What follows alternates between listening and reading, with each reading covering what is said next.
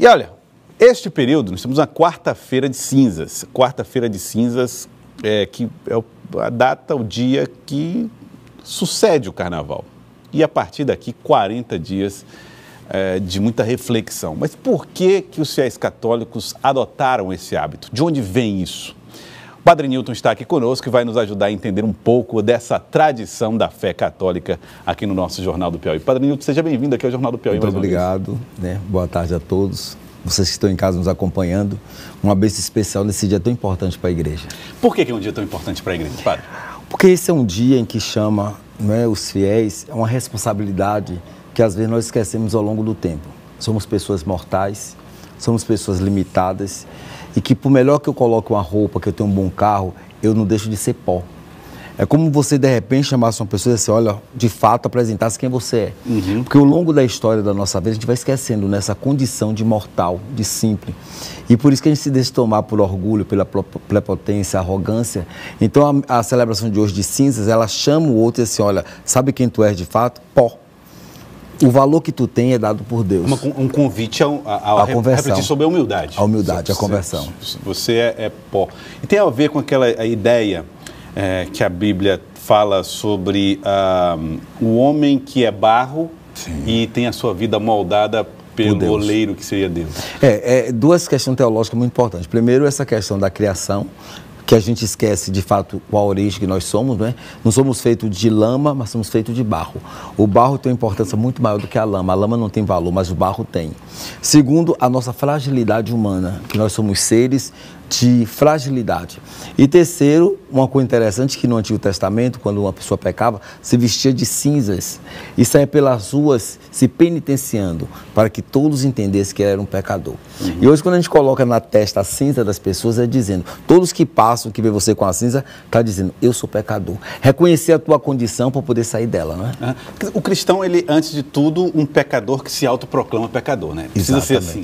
Precisa ser assim. Eu preciso reconhecer os meus pecados, as minhas misérias, para que eu possa reencontrar este caminho que me leva a Deus. E saber que tudo que eu sou, que tudo que eu tenho é pela graça de Deus. Quando Deus sai da minha vida, eu me torno de fato este pó que não serve para nada. Agora, Padre, por que é tão difícil para o cristão fazer esse tipo de reflexão? Nós estamos vendo num mundo hoje muito materialista, né? Um mundo em que você olha as pessoas pelo que tem, não pelo aquilo que ele é. E diante disso, a tecnologia tem levado o homem a acreditar que ele é aquilo que ele não é de fato. Quem é que somos nós? A grande pergunta é essa, quem é o ser humano? O que nós viemos fazer aqui? Qual a importância que eu tenho? Eu valorizo tanto o meu corpo, eu tomo um corte, não cuido, ele apodrece, né? De repente se perde a sua forma, a sua matéria. Então, hoje, o ser humano, ele está olhando muito para si. Enquanto ele não tirar o olhar de si mesmo e o encontro do outro, não tem conversão. E converter-se, de fato, é mudar de vida. Agora, Padre, o Evangelho também, a Bíblia também nos fala que o homem é a imagem e semelhança de Deus. Isso não dá uma ideia de soberba? É interessante que tem uma coisa interessante, bom, que nem todo mundo entende. A Bíblia tem um paradoxo. Ao mesmo tempo que o homem é a imagem e semelhança de Deus, o homem ele recebe na criação a mesma bênção e o mesmo alimento dos animais. Então o que Deus quer dizer com isso? Quando o homem se sente que ele é Deus, ele sabe que a bênção que ele tem é dos animais e a comida. Quando ele pensa que é animal, ele sabe que tem a semelhança de Deus. Então Deus dá o equilíbrio humano, exatamente isso, para que o homem não se sinta maior do que aquilo que ele seja. Então nós recebemos na Bíblia a mesma bênção, o único que recebe a mesma bênção dos animais e o mesmo alimento somos nós. Então esse é o grande paradoxo. Eu não sou Deus, mas não sou bicho, né? Eu sou um ser que estou ali no meio, onde eu tenho uma grande missão, é fazer com que essa face de Deus apresente ao mundo. Só que tem uma coisa interessante que nós somos, de fato, imagem de Deus. Mas não basta ser só imagem, nós precisamos ser semelhança. Imagem todos nós somos, o assaltante, o que mata. Agora, semelhança é quando eu me aproximo dele. Então é isso que está faltando hoje na humanidade. Não basta trazer a imagem de Deus.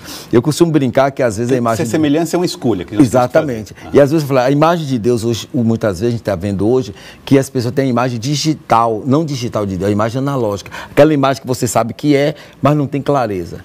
Então nós precisamos, como cristãos, ter essa imagem digital de Deus e semelhança de Deus. Cada vez mais bem definida. Totalmente definida.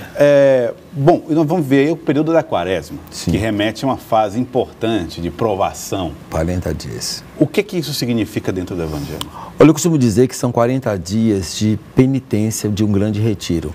Lembrando a tentação de Jesus no deserto, né? Que durante 40 dias ele vai para o deserto e é tentado por Satanás.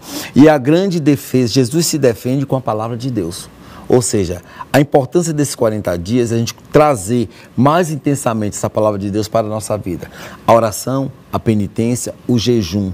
E exercitar uma coisa que está muito fora de moda, infelizmente, que é a humildade. Então, biblicamente, tem uma importância imensa. Então, durante esses 40 dias, nós vamos fazer o mesmo caminho de Jesus. Para que a gente compreenda que ninguém chega à ressurreição sem passar pela morte. Ninguém chega à ressurreição sem passar pela morte. Sem passar pela morte. Sofrimento. Isso seriam os nossos 40 dias de deserto. São 40 dias de deserto. É onde nós vamos participar da solidão. A mesma solidão que Cristo participou no Getsemane, no Calvário, é a solidão que nós vamos viver com Ele nesses 40 dias. Para dar valor à Páscoa, né? E na prática, o que é esse jejum? Então, nós temos o jejum de carne, não é? Mas o mais importante hoje não é o jejum da carne. Eu costumo dizer que é o jejum da língua, né? Nós precisamos policiar essa pequena peça de carne que nós temos na boca, não é? Nós não somos julgadores, nós precisamos jejuar. É o jejum da língua, o jejum da arrogância, da prepotência, e junto vem o jejum da carne. Mas é muito importante que o jejum aconteça na minha prática diária como cristão. Porque eu costumo dizer que não basta ser só católico, não basta ser só evangélico. Nós temos que ser católico, cristão, evangélico, cristão. Porque muitas vezes nós somos católicos, mas não somos cristãos. Muitas vezes nós somos evangélicos e não somos cristãos. Porque a nossa prática não condiz com aquilo que a gente prega, né? Então eu prego o amor, a caridade, eu continuo soberbo, egoísta, perverso, julgando as pessoas e condenando. Então isso é uma coisa muito importante nesse período, o jejum, a oração, a esmola. O ato de dar esmola é muito importante nesse período. Agora, a esmola eu dou. O que é a esmola? É eu dar um dinheiro para me livrar. Eu estou no ônibus, alguém fica me pedindo, toma logo para me livrar. Não. A esmola que fala é eu dar algo a alguém para naquele momento resolva a sua dificuldade, mas que eu dê continuidade para que o outro tenha dignidade e volte para o meio, né? Você recuperar a dignidade da dignidade humana. Quando o senhor fala assim a respeito dessa questão da humildade e de como nós devemos nos comportar, o senhor remete a uma ideia de dar a outra face, evitar a confrontação, mas ao mesmo tempo a Bíblia não traz episódios como, por exemplo, a ideia de que nós não somos cauda, mas somos cabeça e que, portanto, isso nos tem que dar uma certa postura de firmeza. Olha, nós temos que entender que quando Jesus fala da face, Jesus não está falando para você ser besta, para você ser bobo. Jesus diz assim, que você tem que dar a oportunidade do outro, mostrar na sua vida que ele pode agir diferente. Então, a grande sacada da outra face é alguém me feriu, alguém fez um mal para mim, e eu dar a possibilidade dele voltar na minha vida fazendo tudo isso diferente. Então, aí está a riqueza do ser humano, né? Ele saber perdoar, ele saber acolher, ele compreender que da mesma forma que o outro te feriu, você também fere as pessoas. Quem de nós nunca ferimos alguém, nunca machucamos? Então, dar a outra face significa, não é, um ato de humildade, um ato de reconhecer que eu sou pó, que eu sou limitado, como o outro também é, né? Quando Jesus suporta os 40 dias no deserto, em oração, ele dá uma ideia muito de resignação. Qual é o limite da resignação para o cristão, padre? Até onde ele deve aceitar as coisas? Não, olhe bem, resignar-se tem duas coisas, né? Eu não posso, um exemplo, eu vou me conformar a vida toda com uma coisa que eu tenho, não. A resignar significa, ao longo da nossa vida, nós buscarmos e acreditarmos nas coisas que Deus coloca na minha vida, onde eu possa viver, eu possa experimentar, sem deixar com que isso abale, de fato, aquilo que eu sou. Resignar não é aceitar tudo, pelo contrário. Resignar-se é você lutar para que a justiça seja executada na tua vida e na tua história. Então, de repente, quando você aceitar tudo, você de fato está sendo cristão. Você tem que usar dessa resignação para mostrar para o outro que o outro é capaz também de mudar a sua vida. Então, resignar-se não é aquela questão de você parar e achar que está tudo bem. Não. Resignar-se é você criar dentro de você a capacidade de entender algo e transformar esse algo em uma coisa muito maior. Que foi o que Cristo fez no deserto? Foi o que Cristo fez no deserto. Aparentemente se submetendo àquela condição, mas na verdade comunicando que era capaz de suportar tudo. Além de suportar tudo, Cristo faz uma coisa interessante. Ele começa a fazer com que o outro compreenda, não é? Que nós passamos por alguns momentos que é melhor silenciar para que a voz do outro seja seu próprio juiz. Foi o que Jesus faz com a tentação do deserto. Jesus deixa Satanás irritado. Porque a serenidade de Jesus diante das provações foram muito grande. Então, o que é paz? Paz não é ausência de conflito, né? Paz é quando você está no meio do conflito e você mantém essa serenidade. É isso que nós precisamos viver na nossa vida. E por que Deus se fez homem para passar por tudo isso, padre? Olha, primeiro que eu creio que Deus não se fez homem para poder morrer na cruz, né? Deus não mandou seu filho para poder ser pregado numa cruz, porque Deus não é um pai perverso. Ele mandou seu filho ao mundo para que o mundo conhecesse o tamanho da glória do Pai. Para que o mundo conhecesse um amor incondicional que ninguém foi capaz de fazer a gente experimentar, a não ser Jesus. E a consequência desse amor incondicional, a consequência da luta da justiça leva Jesus à morte. Porque o que levou Jesus à morte foi a consequência dos atos dele.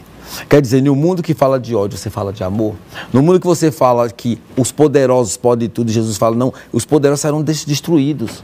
Porque existe um Deus e que diz que todos nós somos iguais.